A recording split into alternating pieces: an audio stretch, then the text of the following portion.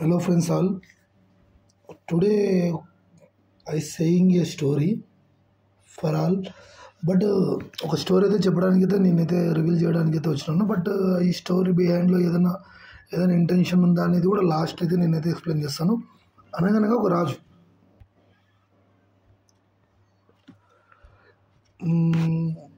ఒక రాజు అనేవాడు ఉన్నాడు. బట్ ఆ రాజు నేమ్ అనేది మనకు అంత ఇంపార్టెంట్ అయితే కాదు. బట్ అనగనగా ఒక రాజు ఏ లాంగ్ టైం ఎగో ఒక కింగ్ అయితే ఉన్నారు.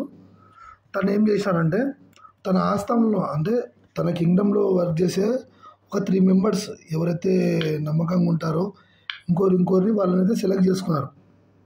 ఫస్ట్ ఫస్ట్ అతనేమో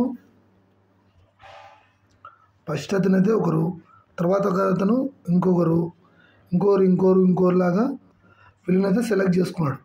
అట్లా ఒక 3 మెంబర్స్ని అయితే సెలెక్ట్ చేసుకున్నాడు కింగ్ అయితే. బట్ ఇక్కడ ఏం జరిగిందంటే మీకేం కావాలి, ఒక ఫెస్టివల్ వచ్చింది, మీకేం కావాలని చెప్పేసి 2 మెంబర్స్ని అడిగినారు. అర్థమవుతుందా? సింపుల్గా అర్థం చేసుకోండి. మీకేం కావాలని చెప్పేసి సింపుల్గా ఆ కింగ్ ఏం చేశాడంటే మీకు ముగ్గురు ఉన్నారు, ఒక 3 మెంబర్స్ ఒక నమ్మకంగా ఉంటే మీకు ఏమేమి కావాలని చెప్పేసి పర్సనల్గా అడిగినాడు.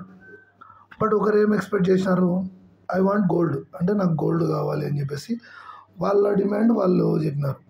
నెక్స్ట్ ఇతనికి గోల్డ్ ఇచ్చేసినాడు. ఎన్ని కేజెస్, ఒక 15 కేజెస్ అట్లా 20 కేజెస్ అట్లా గోల్డ్ ఇచ్చేసినాడు. తనకు మాత్రం ఎంత ఇచ్చినాడు, 10 కేజెస్ ఆఫ్ గోల్డ్ అయితే, ఒక 15 కేజెస్ ఆఫ్ గోల్డ్ అయితే రివార్డ్ ఇచ్చినాడు. ఇంకా నీకు నెక్స్ట్ అతనికి ఏం కావాలని చెప్పేసి నెక్స్ట్ అతన్ని కూడా అడిగినాడు. బట్ తనేం అడిగినాడు, ఐ వాంట్ బంగ్లా, అంటే ఏదైతే ఉందో నాకైతే ఒక హౌస్ కావాలని చెప్పేసి సెకండ్ అతను అడిగినాడు. అంటే ఫస్ట్ అతనికి గోల్డ్ ఇచ్చినాడు, సెకండ్ అతనికి ఒక హౌస్ ఇచ్చినాడు, ఇంకా 2 మెంబర్స్ మిగిలినారు.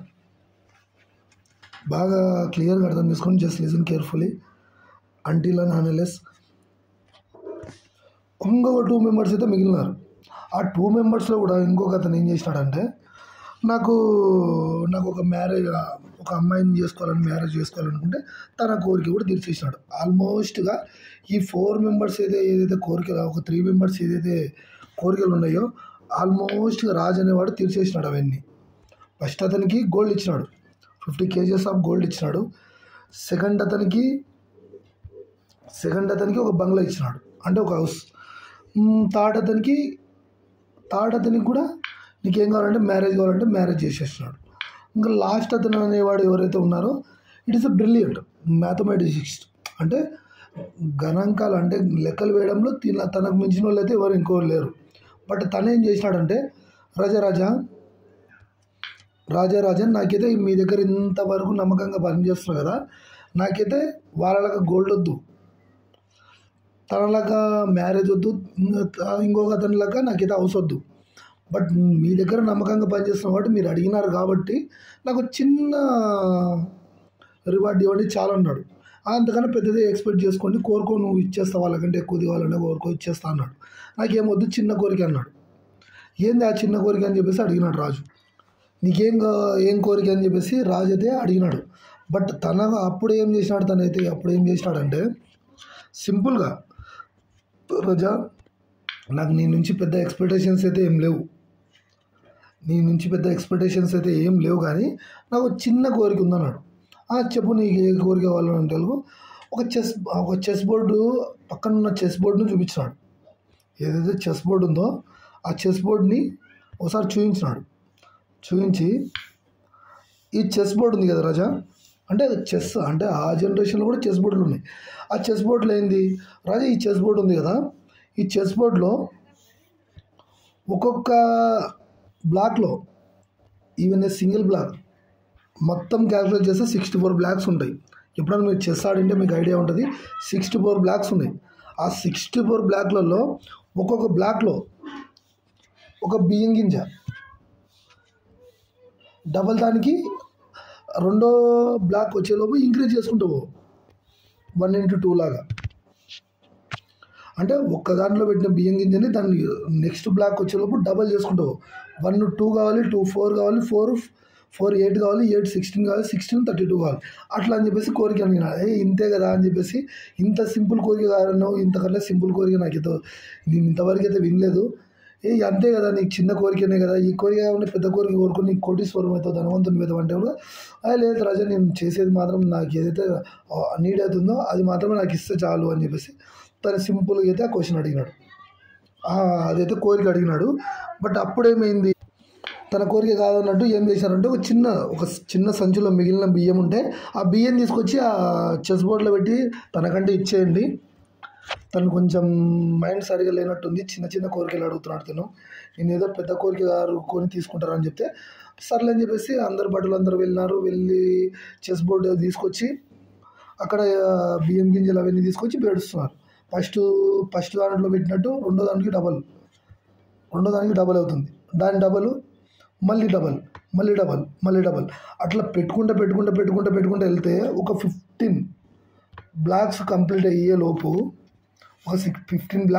అయ్యేలోపు ఆల్మోస్ట్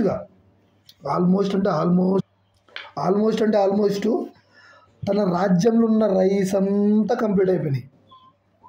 తన రాజ్యం ఏదైతే ఓవరాల్ రాజ్యం ఉందో 142 అవుతుంది, 28 అవుతుంది, 8 16 అవుతుంది, 16 32 అవుతుంది, అట్లా ఇంక్రీజ్ అవ్వకుంటే వెళ్తూనే ఉంది. 15 బ్లాక్స్కి వచ్చేలోపు ఆల్మోస్ట్ వాళ్ళ దగ్గర ఉన్న రైస్ అంతా కంప్లీట్ అయిపోయినాయి. చిన్న చిన్న కంప్లీట్ అవుతున్నాయి. వేరే పక్క రాజ్యంకి వెళ్ళి ఒక 30 బ్లాక్స్ కంప్లీట్ అయ్యే లోపు ఆల్మోస్ట్ వాళ్ళ రాజ్యంలో ఉన్న రైస్ అంతా అయిపోయినాయి. అప్పుడు మళ్ళీ పక్క రాజ్యంలోకి వెళ్ళేసి ఎంతైనా కానీ తన కోరిక తీర్చాలని అని చెప్పేసి రాజు తెప్పిస్తూనే ఉన్నాడు, రైస్ తెప్పిస్తూనే ఉన్నాడు, బ్లాక్స్ క్రియేట్ చేస్తున్నారు, పెడుతున్నారు, అయిపోతుంది, ఇంకా తీసుకొస్తున్నారు. తన రాజ్యం అంతా తాకట్టు పెట్టి కూడా రైస్ తెప్పిస్తూనే ఉన్నాడు. 1 2 4 అవుతుంది, 4 8 అవుతుంది, అట్లా పెరుగుకుంటా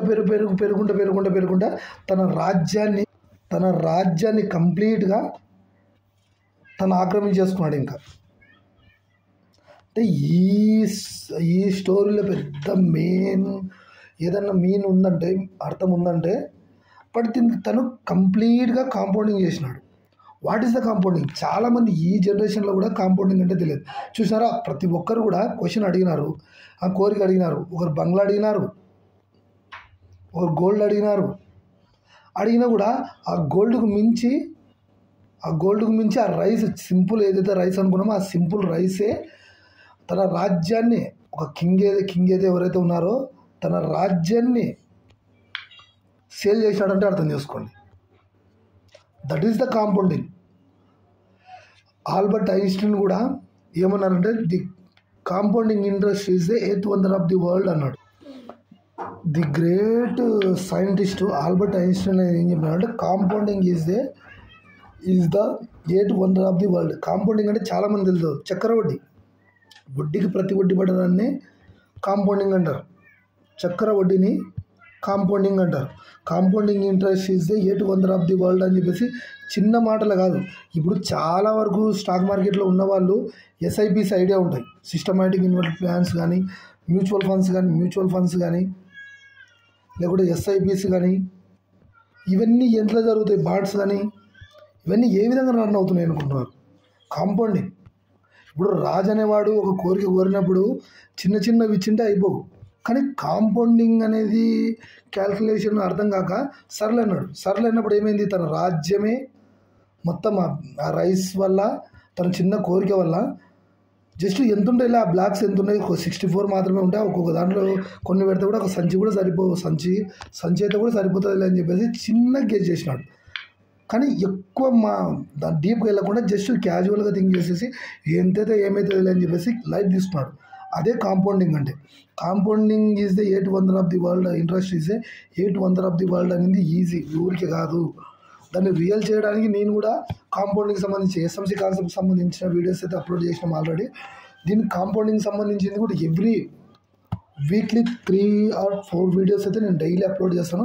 కాంపౌండింగ్ ఉన్న పవర్ కూడా నేను బయటకు తీయడానికి అయితే మ్యాక్సిమం ట్రై చేస్తాను. ఇప్పుడు జరుగుతున్న సొసైటీలో, మార్కెట్లో ఎస్ఐపీలో ఏం నడుస్తుంది అనుకున్నారు? లేకపోతే మ్యూచువల్ ఫండ్స్లో ఏం నడుస్తుంది అనుకుంటున్నాం, ఇవంతా కాంపౌండింగ్ చేసే వాల్సే. కాంపౌండింగ్ అనేది పెద్ద పవర్ఫుల్ వెపన్. అది కాంపౌండింగ్కి సంబంధించిన డీప్ ఎండ్ కానీ లో ఎండ్ కానీ మొత్తం డీప్ ఎండ్ నాలెడ్జ్ అంతా కూడా నేను బయటికి తీసి నేను మీ ముందరైతే పెట్టడానికి అయితే జరుగుతుంది. కాంపౌండింగ్ గురించి ఎస్పెషల్ క్లాసెస్ అయితే వీక్లీ 2-3 కూడా తీయడానికి అయితే మ్యాక్సిమం ట్రై చేస్తాను.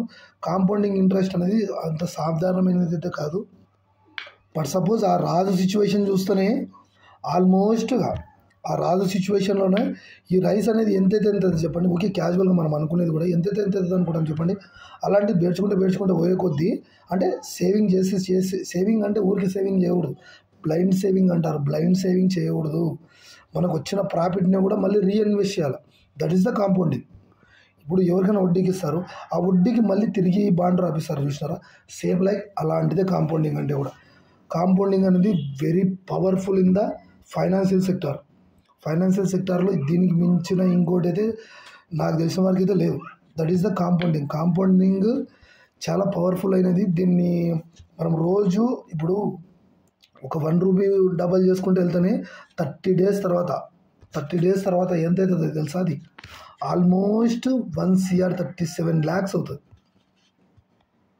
సింపుల్ కాంపౌండింగ్ ఇంట్రెస్ట్ అనేది 1 by 1 సెక్షన్ వైజ్గా నేనైతే ఎక్స్ప్లెయిన్ చేయడం అయితే మ్యాక్సిమం అయితే జరుగుతుంది. మీరు 1 by 1 క్లాసులు అయితే వినండి. దానికి సంబంధించిన డీప్ ఎండ్ నాలెడ్జ్ కూడా నేను ఇవ్వడానికి అయితే మ్యాక్సిమం ట్రై చేస్తాను. అంత పెద్ద సైంటిస్టే ఈ కాంపౌండింగ్ అనేది 8th wonder of the world అని చెప్పేసి ఈజీగా అంత సీన్గా ఎవరు ఏమన్నారు. ఏదో ఒక చిన్న బిహైండ్లో ఏదైనా బ్యాక్ ఎండ్లో ఏదైనా స్టోరీ ఉంటే తప్ప ఇంకోటి ఉంటే తప్ప గట్టిగా స్ట్రాంగ్లీ బిలీవ్ చేసి ఏ మాట అనేది ఖచ్చితంగా మాట్లాడరు. అలాంటి వాళ్ళే మన కాంపౌండింగ్ ఇంట్రెస్ట్ అనేది 8th wonder of the world అనేది ఈజీ కాదు. మన కాంపౌండింగ్ ఇంట్రెస్ట్ బేస్ చేసుకొని 1 CRని 2 CRని ఏ విధంగా అచీవ్ చేయాలనేది కూడా నెక్స్ట్ వీడియోలో కూడా 1 CRని 2 CR వరకు కూడా ఏ విధంగా అచీవ్ చేయాలనేది కూడా నేను 1 by 1 కాదు. బట్ నాది ఆల్గో క్రియేషన్ అవుతుంది. ఆల్గో అనేది క్రియేట్ అయిన తర్వాత దాని నుంచి కూడా కాంపౌండింగ్ ఏ విధంగా చేయాలనేది కూడా ఫర్దర్ వీడియోలో అయితే నేను ఎక్స్ప్లెయిన్ అయితే చేయడానికి అయితే మ్యాక్సిమం అయితే ట్రై చేస్తాను నేను. Okay, see you guys. ఈ కాంపౌండింగ్ గురించి డీటెయిల్గా అర్థమైంది అనుకుంటాను నేనైతే. ఇది మళ్ళీ వినాలని కూడా రివైండ్ చేసి చూడండి.